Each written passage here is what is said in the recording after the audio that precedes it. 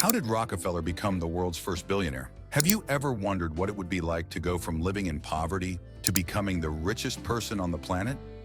Imagine starting with nothing, facing fierce competition, and making bold moves to build an empire that would shape the world forever.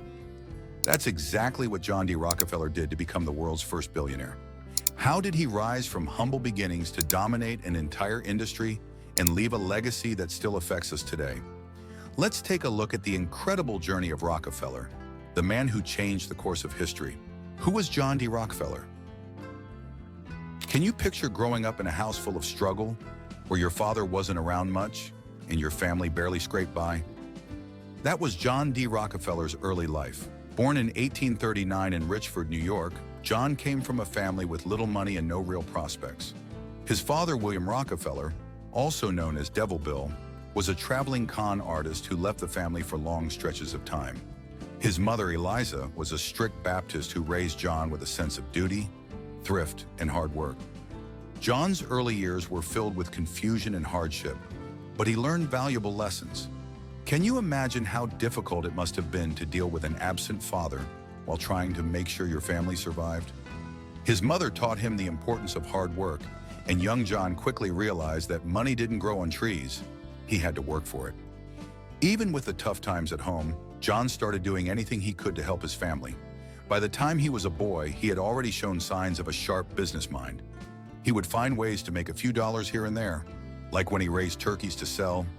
Can you see the drive in young John to rise above his situation? What did John learn from his first job? Have you ever had a job that completely changed the way you looked at money? John D. Rockefeller's first job as a bookkeeper at age 16 set him on the path to greatness. Earning only 50 cents a day, it wasn't much, but John was determined. He learned everything about running a business, the ins and outs of managing money, paying bills, and keeping track of finances. Imagine being that young and already mastering the fundamentals of business. Do you think that early job was the spark that ignited Rockefeller's passion for business? It certainly seems like it. John wasn't satisfied with just working for others. He wanted to build something of his own, and he did just that. After learning all he could at his first job, he teamed up with Maurice Clark to start a produce business. But would that venture be enough to make him the wealthiest man in the world? Let's see what happened next. How did John's first business venture shape his future? Starting a business wasn't easy, but John D. Rockefeller's drive never wavered. At just 18 years old, he and Maurice Clark started their own commission merchant business, buying and selling grain, fish, and meat. It was a tough road at first, and the two young men worked tirelessly to make the business successful. Can you imagine the pressure they must have felt, trying to make something out of nothing? John didn't just work hard, he worked smart. He knew how to negotiate, how to spot a good deal, and how to turn a profit. The business began to grow, and John quickly gained a reputation for being a reliable, hard-working businessman. But even with this success, John knew that the next big opportunity was just around the corner. Can you guess what it was? The oil industry. Why did John D. Rockefeller bet on oil? Have you ever taken a huge risk that paid off in a big way? For John D. Rockefeller, that risk came when he decided to enter the booming oil industry in the 1860s. At the time, oil was in its infancy, and people didn't fully realize its potential. John saw an opportunity where others saw uncertainty. He entered the oil business and partnered with chemist Samuel Andrews to set up a refinery in Cleveland. But why did John believe in oil so strongly? Was it just his gut instinct, or did he see something that others missed? He recognized that kerosene, made from refined oil, was a superior lighting fuel compared to whale oil. With this knowledge, John took the leap. His refinery was a hit, and within a year, he realized that oil was more than just a profitable side business. It was the future. How did Rockefeller use his strategy to dominate the oil industry? What happens when you have a great product, a great idea, and an unyielding determination to succeed? John D. Rockefeller used his strategic thinking to build Standard Oil, a company that would dominate the entire oil industry. Rockefeller didn't just refine oil, he perfected the entire process. He focused on controlling every aspect of the oil business, from drilling and refining to transporting and distributing. Isn't it incredible how John managed to build an empire by controlling every single piece of the puzzle? By 1880, Standard Oil controlled about 90% of U.S. oil refining. He did this not just through hard work, but by using strategies like vertical integration, owning every step of the process. But with so much power, did Rockefeller's business tactics come under fire? Of course they did. As his monopoly grew, so did the backlash. How did Rockefeller handle competition and public backlash? When you're at the top, there's always someone looking to knock you down.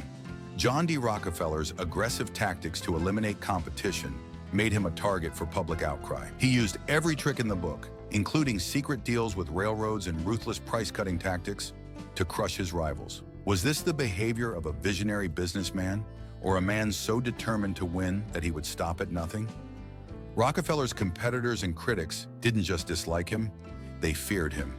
His empire grew by devouring other companies, and he was often accused of using predatory pricing to destroy competition.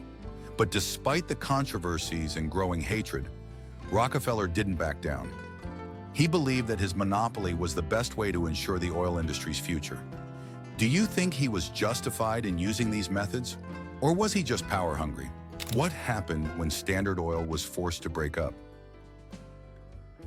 In 1911, John D. Rockefeller's empire was dealt a crushing blow. The U.S. government, under President Theodore Roosevelt, filed a landmark antitrust lawsuit accusing Standard Oil of being an illegal monopoly. Do you think Rockefeller expected this moment? After all, he had grown accustomed to being in control. The case went all the way to the Supreme Court, which ruled that Standard Oil must be broken up into 34 independent companies. But was this the end of Rockefeller's reign? Interestingly, this breakup didn't hurt Rockefeller financially. In fact, it made him richer. He owned shares in all the new companies created from the breakup, and their stock prices soared. Was it a masterstroke on his part, or just pure luck? Either way, Rockefeller had found a way to adapt to the changing business landscape, and his wealth continued to grow. How did Rockefeller use his wealth for good? Did you ever wonder what you would do if you had all the money in the world?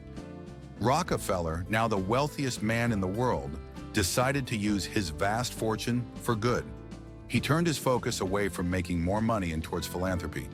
He believed that wealth should be used to better society, and he gave away more than $500 million during his lifetime. His charitable contributions were far-reaching, from founding the University of Chicago to supporting medical research. Did he truly want to make the world a better place, or was it a way to redeem himself after his controversial business practices? Either way, Rockefeller's philanthropy changed the lives of millions, and his foundation still exists today, funding important projects worldwide. What is Rockefeller's legacy today? When you look at Rockefeller's legacy, how do you see him? Was he a brilliant businessman who reshaped entire industries? Or was he a ruthless monopolist who used unethical tactics to get ahead? John D. Rockefeller's legacy is complex.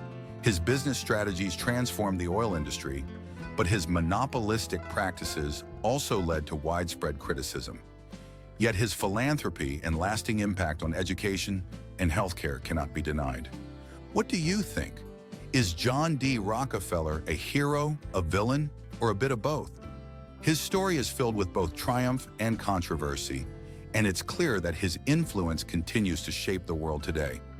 If you enjoyed learning about the incredible journey of John D. Rockefeller, be sure to like, share, and subscribe to the channel.